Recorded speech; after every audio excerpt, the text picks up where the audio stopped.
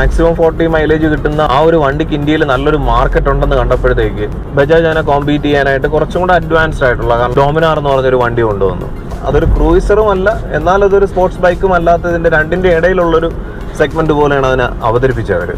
പക്ഷെ അവർ കാണിച്ച ഒരു ആന മണ്ടത്തരം എന്ന് പറഞ്ഞു കഴിഞ്ഞാൽ, അവർ ഡയറക്റ്റ് കോമ്പീറ്റ് ചെയ്യാൻ പോണത് ഈ ഒരു റോയൽ എൻഫീൽഡിൻ്റെ ആ ഒരു ഫാമിലിയിലുള്ള വണ്ടികളെയാണ്. അവർ ഡയറക്റ്റ് അത് മാർക്കറ്റിങ്ങിൽ റിഫ്ലക്ട് ചെയ്ത് കാണിച്ചു. അതിൻ്റെ ഫലമായിട്ടാണ് ഞാൻ ആദ്യം പറഞ്ഞ ഹാത്തിമത് പാലോ എന്ന് പറയുന്ന ആ ഒരു, ഹാത്തിമത് പാലോ അല്ലേ, അതെ, കൃത്യമായിട്ട് എനിക്ക് ഹിന്ദി പറയാൻ അറിയത്തില്ല. അപ്പോൾ എന്തായാലും അതിൻ്റെ അഡ്വർടൈസ്മെൻറ്റിൻ്റെ രീതിയൊക്കെ തന്നെ ഈ ഒരു പാഴാനയെ കൊണ്ട് കളയേണ്ട സമയമായി എന്നുള്ള നിലയിലാണ് അവരുടെ ബൈക്കിനെ കുറച്ചും കൂടെ ഒരു ഹൈലി അഡ്വാൻസ്ഡ് ടെക്നോളജിയൊക്കെ ഉള്ള വണ്ടിയായിട്ട് അവർ അവതരിപ്പിച്ച് കാണിച്ചത്.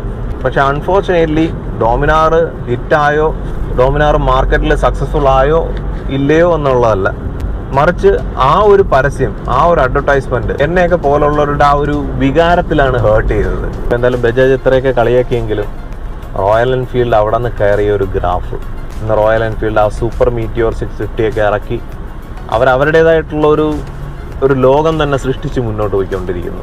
അപ്പോൾ അതുകൊണ്ട് ബജാജ് എന്ന് പറയുന്ന ഒരു കമ്പനി ഇത്തരത്തിലൊരു അഡ്വർടൈസ്മെന്റ് മേക്ക് ചെയ്ത്, ചിലപ്പോൾ കമ്പനിക്കാർ അറിഞ്ഞുകൊണ്ടും ആയിരിക്കണമെന്നില്ല, മാർക്കറ്റിംഗ് ടീംസ് അവർ ഡെവലപ്പ് ചെയ്ത ഒരു സ്ട്രാറ്റജി ആയിരിക്കാം. പക്ഷെ അത് പാടില്ലായിരുന്നു, അത് മോശമായി പോയി എന്നുള്ളതെന്ന് കാലം തെളിയിച്ചുകൊണ്ടിരിക്കുന്നു.